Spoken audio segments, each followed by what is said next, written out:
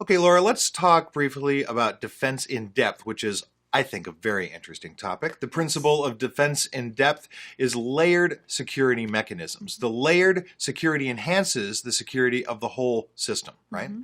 Now, during an attack, if one layer gets impacted, other layers can still hold down the fort, as we say, right? And implementing defense in depth strategy is not an easy mechanism. Mm-hmm. It is much more complex than what we normally would imagine.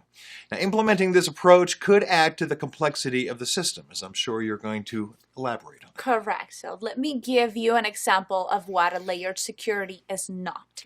Multiple implementations of the same basic security tool is not a layered approach.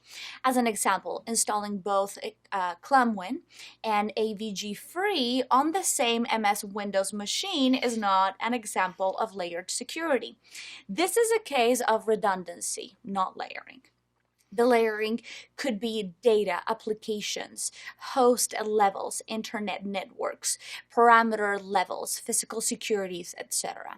We will have policies and procedures covering these layers, and users may be made aware of these for All right. sure. Yeah, absolutely. So on the data layer, you could have ACL and encryption. Mhm. On the application layer, you could have antivirus and application hardening practices.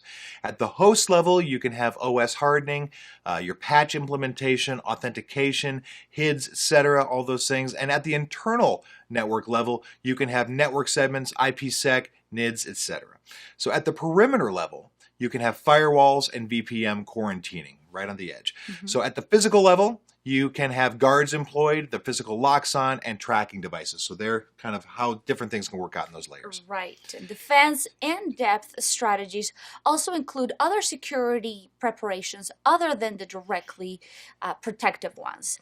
They also address such concerns as monitoring, alerting and emergency response, authorized personnel activity accounting, disaster recovery, criminal activity reporting, and forensic analysis. Right. Now, having said all that, it is strongly recommended that you go for this approach. However, Correct. before doing this, make sure you have an assessment of your environment and decide on the defense strategy. Mhm.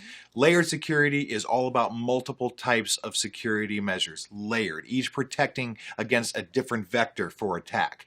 Now, one of the most important factors in a well-planned defense in-depth strategy is taking advantage of threat delay. Now, by ensuring rapid notification and response when attacks and disasters are underway and delaying their effects, damage avoidance or mitigation that cannot be managed by purely technological measures can be enacted before the full effects of a threat are realized. Super important. That's correct. This is a brief description of defense in depth. When we implement a multiple layered security, it increases an attacker's identification much more easily. It also reduces an attacker's chance of success.